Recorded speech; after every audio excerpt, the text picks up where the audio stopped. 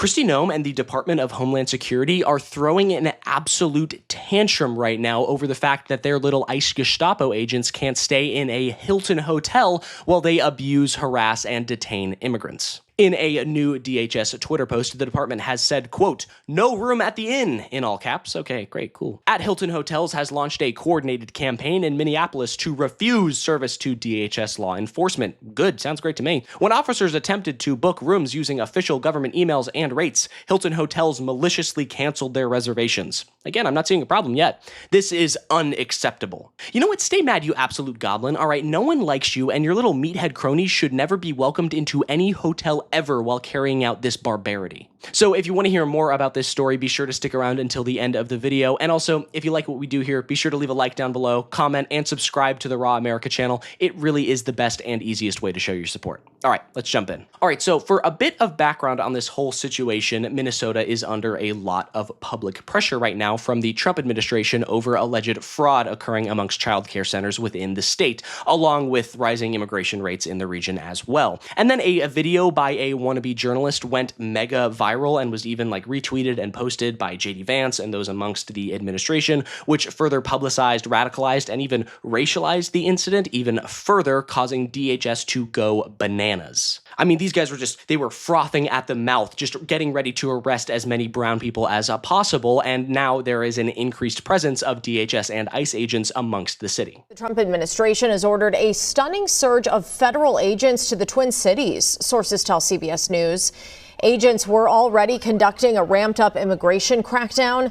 The show of force has led to clashes with protesters like this one last month in Minneapolis. Now, another surge could see roughly 2,000 more agents and officers deployed. They will be tasked with carrying out deportations and probing alleged cases of fraud, sources say.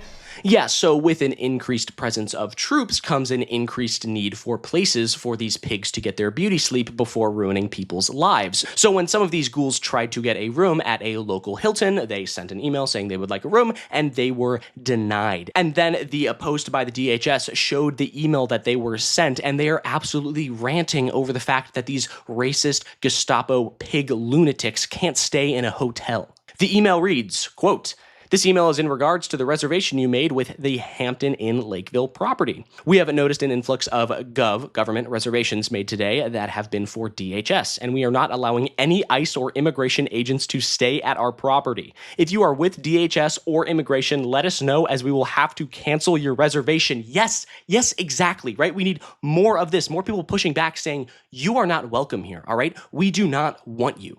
The email continues, "Please pass on this info to your coworkers that we are not allowing any immigration agents to house on our property." Boom. Yes, that is exactly how you do it. Whoever is in charge of this Hilton, the manager, the front of house, whatever it may be, kudos to you. This is just brilliant work. But these absolute lunatic morons are just so far up their own asses, they had to publicly cry about being turned away from an independently operated Hilton, who, by the way, can refuse service to anyone. It is a private business after all, especially those who are troops or related to the government or military in some way, because we have the Third Amendment, baby. Kinda. It applies. You know what? Constitutional law is hard, okay? So looking back from that post from KKK Kristi Noem, it reads, "At Hilton Hotels has launched a coordinated campaign in Minneapolis to refuse service to DHS law enforcement." Well, we now know that that is not true, right? Because this is an independently run Hilton. It's a franchise, much like a McDonald's would be a franchise. Not every McDonald's is run by Ronald, right? It's not how it works. So not coordinated, right? Not a grand conspiracy by all of Hilton, although it would be nice if it was. Then they say in their tweet that Hilton is siding with murderers and rapists by not letting these agents stay at their hotel, and that's a choice. Yeah, for sure. I mean, you can say that, but do you have any proof, Kristi? Or is this just another racist fantasy that was cooked up by you and your Neanderthals to try to rip people away from their homes to try to make your failing administration look like it's actually doing something? Hilton has made a response to this whole situation, and it honestly blows. It's a huge suck-up response, and it reads, "Hotels serve as welcoming places for all. This hotel is independently owned and operated, and the actions referenced are not reflective of Hilton values." Bummer. We are investigating this matter with this individual hotel and can confirm that Hilton works with governments, law enforcement, and community leaders around the world to ensure our properties are open and inviting to everyone, the spokesperson added. Boo! Boo! Make a stand, you losers, all right? These people have no right to stay at your hotels. They are terrorizing a city. They are arresting and harassing citizens and immigrants alike, all right? This isn't some governmental body. This isn't community leaders, all right? They're destroying a community. So again, seriously, shout out to the Hilton owner or manager or whoever for sticking up for your morals and sticking up for your community and saying, hell no, all right? No to the absolute insanity going on with the DHS right now, all right? Kudos to you. Kristi Noem is just such a loser, publicizing and showing everyone how childish and petulant she really is. All of these leaders are just kids, all right? They're such a joke. But this isn't the only way people have been protesting ICE in Minnesota, all right? Take a look at how protesters are handling DHS agents who did get hotel rooms in the city.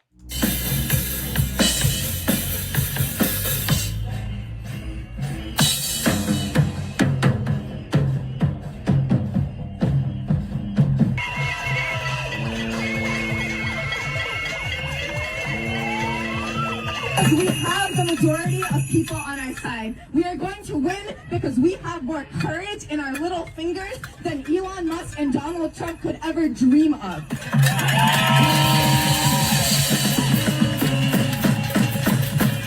I mean, this is just great, right? These losers can't even find a hotel room because everyone hates them so much. And then when they actually do find a hotel room, they just get lambasted with blaring noise all night long, which is exactly what they deserve. Because these monsters shouldn't be able to get a wink of rest, right? Good on these people of Minnesota for showing these assholes who's boss. I can't even wrap my head around the idea of becoming an ICE agent, especially right now, right? Like, not only is your job ruining people's lives and separating families, but everyone hates you and everything that you stand for.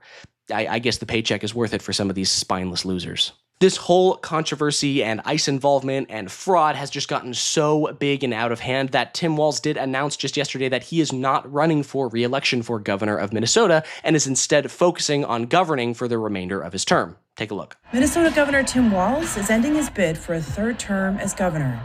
It's amid President Donald Trump's relentless focus on a fraud investigation into child care programs in the state. Donald Trump and his allies in Washington and in St. Paul and online want to make our state a colder, meaner place. They want to poison our people against each other by attacking our neighbors. So while it is sad to see Tim Walz go, there are now rumors that Amy Klobuchar will be running for the governor of Minnesota, which would just be a complete and utter shoo-in for the Democratic Party, just solidifying another win for the governor's office there, just absolutely ruining any Republican chance at the position. Even a Walz political aide says that it's the right call, saying, I think it's kind of a no-brainer for the Democrats for her to step in this space, and I think it all but assures them a victory coming up. So hopefully there will be continued good leadership and bright things ahead for Minnesota, who cannot cave to the Republican pressure and framing on this issue, right?